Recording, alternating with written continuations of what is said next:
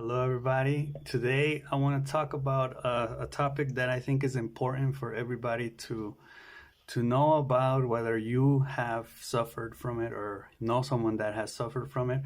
And I want to talk about panic attacks. So, a panic attack is when you think something bad's going to happen. And this can be to yourself. Like, for example, if you think that you're going to get a heart attack or you're going to have a heart attack, or you think maybe someone's out to get you or something's going to happen, or you're worried about something, right? It's excessive worry, excessive stress, excessive preoccupation with things that are out of your control. And I think, first of all, you need to make sure that you're in a fresh, ventilated, cold or cool room. I think hot, what I want to talk about is maybe when you take a hot shower or you're in the shower or you're in the bathroom and it's very hot or you're in a hot room. Anything hot can trigger panic, right? Because you feel overwhelmed by the hotness. So you need to open the windows, open the door if it's necessary. You need to be able to feel the fresh air coming in to the room, coming into your house, or just simply go outside, get fresh air. At night, this is especially important because I think panic attacks or these type of anxiety attacks have to do a lot with moments when you're supposed to be at peace, right? When you're supposed to be calm or sleeping or resting.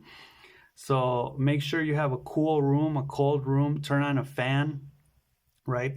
If it's really, really bad, what I have done is you need to move around, right? You need to get up, you need to walk around the house, breathe, right? Try to control the breathing, try to keep busy. And what I mean by keeping busy is that if you can't sleep at night and you feel anxious, you feel like you're about to have a panic attack, watch video. Put on a movie, put on a series, watch a video. Even if you're not gonna watch it, right? It's not for you really. It's more for your panic attack, because when you watch something, it distracts you from yourself, from your panic attack, right?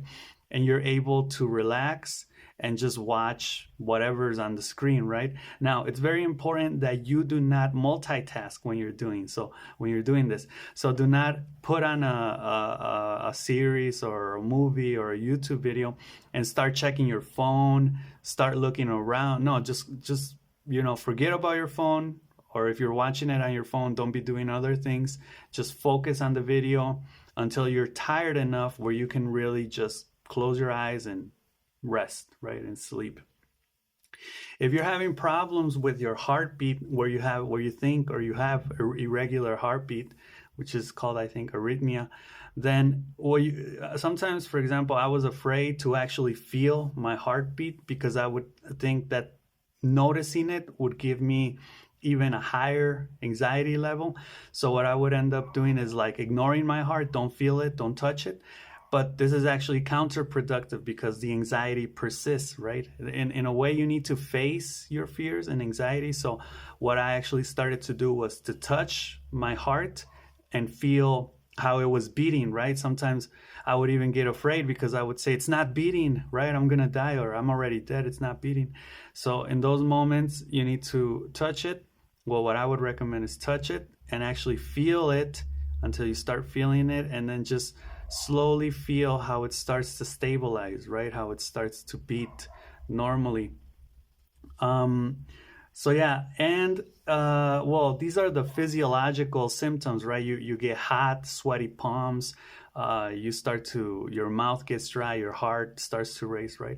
And as for the psychological solutions to a panic attack or anxiety attacks, you need to ask yourself if what you're thinking can probably happen and whether it will likely happen. Now, this is a strategy, a psychological strategy that I read in a book.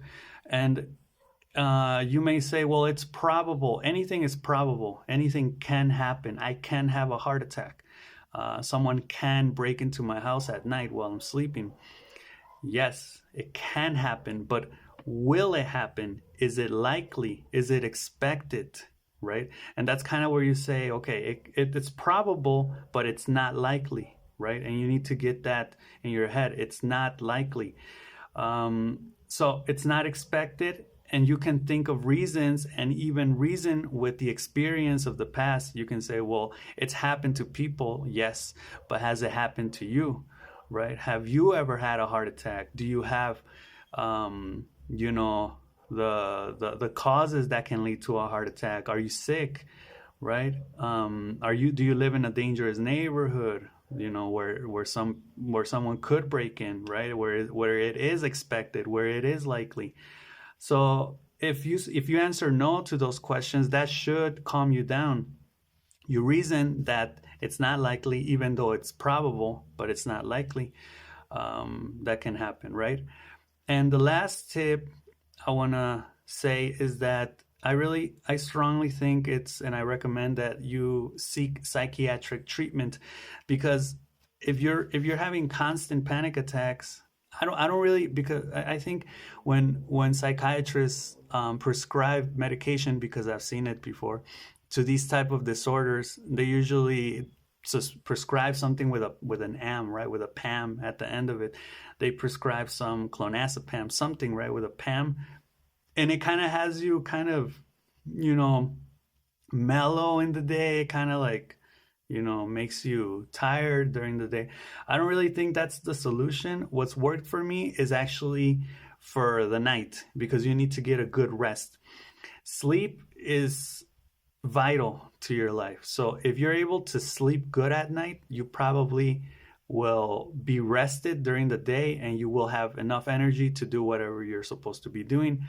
So I think, more than focusing on your level of anxiety during the day, focus on getting sleep, right? If you take medication, or you want medication from a psychiatrist or from a physician, make sure that they focus and you focus on getting sleep, right? Sleep is where I think the solution is to the panic attacks and to the anxiety that you may feel. So if you get good sleep, constant good sleep, constant nights, right? It's normal for you to get a good night's sleep, 8, 9 hours of sleep. You go to sleep early, you wake up early, right? Or you wake up whenever you wake up. But I think that's the key. If you get a good night's sleep with psychiatric treatment, the anxiety should disappear.